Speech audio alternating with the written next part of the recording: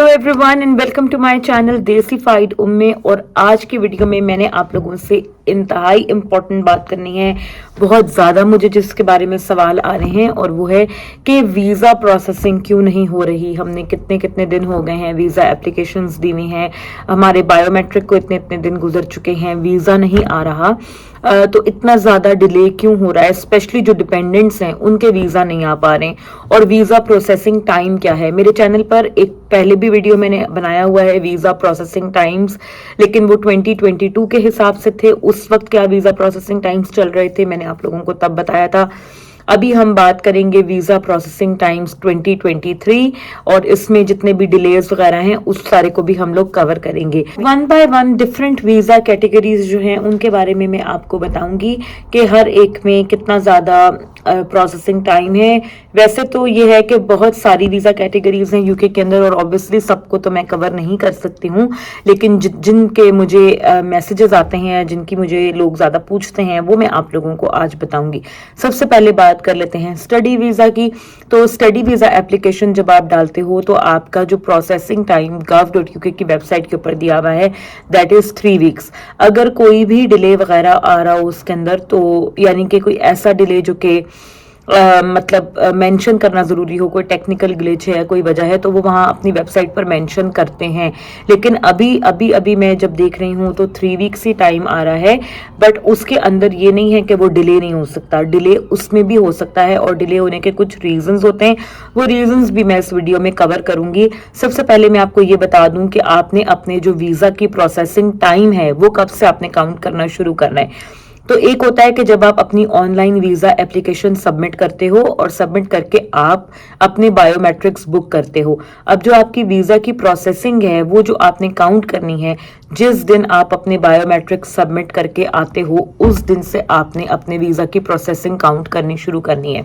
या फिर ये होता है कि जब आप अपने बायोमेट्रिक्स दे देते हो तो आपको एक विद इन 2-3 दिन में आपको एक ईमेल आ जाता है आपके वीएफएस सेंटर से कि आपकी जो वीज़ा एप्लीकेशन हमें मिली थी आफ्टर बायोमेट्रिक्स, हमने उसको आगे जो होम ऑफिस है यूके का उसको हमने डिस्पैच कर दिया है। वहां से भी आप काउंट कर सकते हो, ठीक है। उधर उस दिन से लेकर आगे 3 वीक्स का टाइम आपने काउंट करना है, ठीक है। तो स्टडी वीज़ा के लिए भी 3 हफ्ते का टाइम लिखा हुआ है।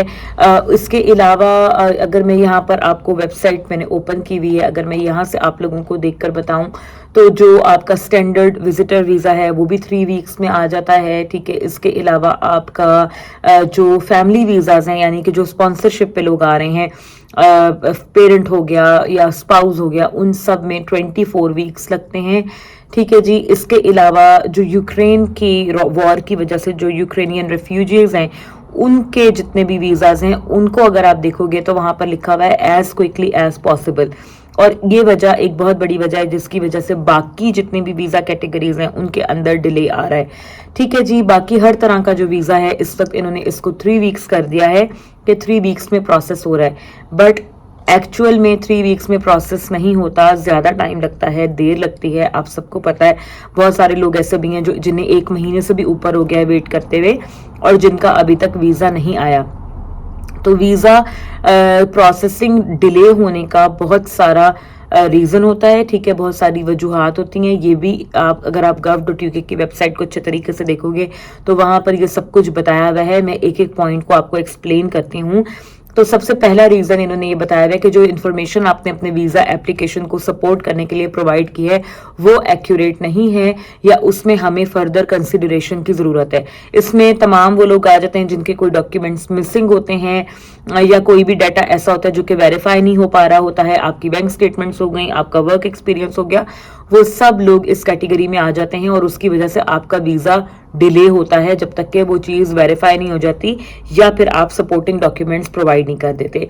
इसके बाद अगला रीज़न आ जाता है कि जो एविडेंस आपने प्रोवाइड किया है आप वो काफ़ी नहीं है और आपको फर्दर एविडेंस की ज़रूरत है, जैसे कि एविडेंस ऑफ फंड्स। अब दूसरी कैटेगरी होती है कि आपने ज़्यादातर उन लोगों के साथ होता है जो एक से ज़्यादा बैंक स्टेटमेंट्स लगाते हैं 3-4 अकाउंट्स की। उसमें से बाज़ दफ़ा ऐसा होता है कि प्रोसेसिंग में वो कोई एक आधी स्टेटमेंट नहीं देखते, उन्हें मतलब नहीं वो जज कर पाते कि 3 है या 4 हैं, और वो 2 स्टेटमेंट्स देख के या 3 स्टेटमेंट्स देख के वो ये समझते हैं कि आपके फंड्स थोड़े हैं, और वो इस बेसिस पे आपका वीजा या तो रिजेक्ट कर देते हैं या फिर वो आपसे रिक्वेस्ट करते हैं कि आपके फंड्स पूरे नहीं हैं तो आप अपने फंड्स एक दफा से दोबारा हमें सारी जितनी भी आपकी बैंक स्टेटमेंट्स हैं वो भेजें। इसी रीजन को अवॉइड करने के लिए मैं हमेशा रिकमेंड करती हूँ कि आप एक बैंक स्टेटमेंट लगाएं, अपने सारे फंड्स को एक ही बैंक अकाउंट में रखें, एक ही जो मेन एप्लीकेंट है उसके नाम पे रखें, ताकि कोई भी कंफ्यूजन ना हो। अगला रीजन है कि सपोर्टिंग डॉक्यूमेंट्स जो हैं उनको वेरिफिकेशन रिक्वायर्ड है। बहुत सारे स्टूडेंट्स अभी तक मेरे बार बार बताने के बावजूद भी स्टूडेंट्स से गलती करते हैं, स्पेशली स्टूडेंट्स कि वो प्रायोरिटी में वीजा लगा देते हैं या सुपर प्रायोरिटी में वीजा लगा देते हैं कि हमें within a week visa मिल जाएगा। आप ये बात जहन में रखें अपने कि कोई 1 या 2 होते हैं कि जिनको प्रायोरिटी में वीजा आ जाता है, स्टडी वीजा। बाकी जितने भी लोगों ने आज तक स्टडी वीजा प्रायोरिटी में लगाया है उन सब लोगों का वीजा स्टैंडर्ड टाइम में या उससे भी ज्यादा में ही प्रोसेस हुआ है। वजह उसकी होती है कि स्टडी वीजा एक ऐसा वीजा है कि जब भी आप अप्लाई करोगे आपके सारे डॉक्यूमेंट्स वेरीफाई होते हैं, आपकी बैंक स्टेटमेंट, आपका कैश लेटर, आपके सपोर्टिंग जो भी आपका वर्क एक्सपीरियंस है, each and every document gets verified. जब तक आपके डॉक्यूमेंट्स की वेरिफिकेशन पूरी नहीं होगी आपका वीजा नहीं आएगा। प्रायोरिटी की आप लोग इतनी फीस भी भरते हो, वो फीस भी आपकी जाया होती है, वीजा भी आपका टाइम पे नहीं आता, इसलिए आपको प्रायोरिटी सर्विस लेने की कोई जरूरत नहीं है अगर आपने स्टडी वीजा अप्लाई करना है, because that doesn't work. 98% of times आपका प्रायोरिटी सर्विस वेस्ट होती है और उसमें आपका वीजा नहीं आता, बिकॉज उन्होंने वेरीफाई करना होता है। बल्कि वो उन स्टूडेंट्स को ज्यादा सख्ती से वेरीफाई करते हैं जो प्रायोरिटी में वीजा डालते हैं। वजह उसकी यही होती है कि उन्हें ये लगता है कि स्टूडेंट्स जो हैं वो कोई चीज कंसील कर रहे हैं या हाइड कर रहे हैं और चाहते हैं कि फटाफट प्रोसेसिंग हो जाए और हमारे डॉक्यूमेंट वेरिफिकेशन ना हो। तो इसलिए उन स्टूडेंट्स का तो खास तौर पे वो ज्यादा चेक करते हैं कि जो प्रायोरिटी में अपना वीजा लगाते हैं। अगला रीजन इन्होंने ये बताया हुआ है कि you need to attend an interview. अब बहुत सारे लोगों का वीजा डिले इसलिए भी होता है क्योंकि उन्हें एम्बेसी की तरफ से इंटरव्यू की कॉल आनी होती है और इंटरव्यू के बगैर उनकी एप्लीकेशन डिसाइड नहीं हो सकती। तो इसलिए भी आपका वीजा जो होता है उसकी प्रोसेसिंग में डिले आता है और आपको टाइम पे वीजा नहीं मिलता, ऑल्दो वो आपको ईमेल करके एम्बेसी इंटरव्यू जो है वो कॉल करते हैं। पहले ऐसा होता था कि जब आप अपना बायोमेट्रिक देने जाते थे उसी दिन ही आपका इंटरव्यू भी हो जाता था। मैंने भी एम्बेसी इंटरव्यू दिया है इन 2018 और मेरा इसी तरह ही हुआ था कि मैं जिस दिन अपना बायोमेट्रिक देने गई थी उसी दिन ही मैंने अपना इंटरव्यू भी दिया था। बट अब इन्होंने प्रोसेस चेंज कर दिया है, अब ऐसा नहीं होता है और आपको अलग से ईमेल आता है फॉर एम्बेसी इंटरव्यू जिसपे आपको जाके अटेंड करना होता है। उन्हें क्रिमिनल रिकॉर्ड जमा कराना होता है या क्रिमिनल रिकॉर्ड जमा नहीं कराया होता बट उनकी कोई ना कोई क्रिमिनल कन्विक्शन रही होती है पहले, उन लोगों के भी वीजा आने में टाइम लगता है बिकॉज आपको उस सारे की एक्सप्लेनेशन देनी पड़ती है, वेरिफिकेशन देनी पड़ती है और उसकी वजह से आपके वीजा में डिले आ सकता है। आखिर में इन्होंने सबसे इंपॉर्टेंट और सबसे बड़ा आई थिंक जो रीजन होता है कॉमन वो दिया हुआ है कि यूकेवीआई के ऊपर लोड बहुत ज्यादा है वीजा प्रोसेसिंग का और जिसकी वजह से हमें डिलेज का सामना करना पड़ता है, विच इज ट्रू बिकॉज इतने ज्यादा लोग वीजाज अप्लाई कर रहे हैं यूके में एवरी कैटेगरी के अंदर, स्पेशली स्टूडेंट्स के, उनके पास इतना ज्यादा लोड है कि इस वक्त बहुत मुश्किल हुआ है और इसी लोड को मद्देनजर रखते हुए जो लोड उनके ऊपर है यूकेवीआई आजकल ये कर रही है कि जितने भी स्टूडेंट्स हैं, बिकॉज स्टूडेंट्स का एक सेट टाइम फ्रेम होता है जिनके अंदर उन्हें यूके में आना होता है, उन्होंने अपनी क्लासेस शुरू करनी होती हैं। तो जितने भी लोग थे जिन्होंने डिपेंडेंट्स के साथ अपना स्टडी वीजा डाला था उन सब के साथ मोस्टली के साथ यही हुआ है कि डिपेंडेंट्स का और स्टूडेंट का वीजा एक वक्त में नहीं आया, स्टूडेंट का पहले आया है और डिपेंडेंट्स अभी तक वेट करें। रीजन उसका यही है कि आपका वीजा जब एक दफा प्रोसेसिंग में डला हुआ है फिर आपको फिक्र करने की जरूरत नहीं है, चाहे 1 जनवरी भी आ जाए और आपका वीजा अगर तब तक नहीं भी आता तब भी आपका वीजा प्रोसेस होगा और आपका वीजा आ जाता है तो आप यूके आ सकते हो।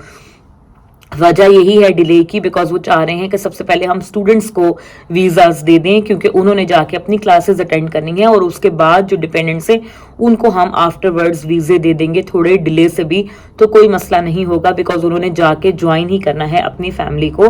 तो स्टूडेंट्स को वो पहले वीजे दे रहे हैं, पहली प्रायोरिटी उनकी यही है कि स्टूडेंट्स को वीजे मिल जाएं टाइम से और उसके बाद डिपेंडेंट्स को या किसी भी और कैटेगरी के जो लोग हैं उन्हें वीजा मिले। Work visa, spouse visas, visit visas, तमाम वीजा कैटेगरीज के अंदर इस वक्त डिले का सामना है बिकॉज रश बहुत ज्यादा है और उस रश की वजह से जो है इश्यूज आ रहे हैं।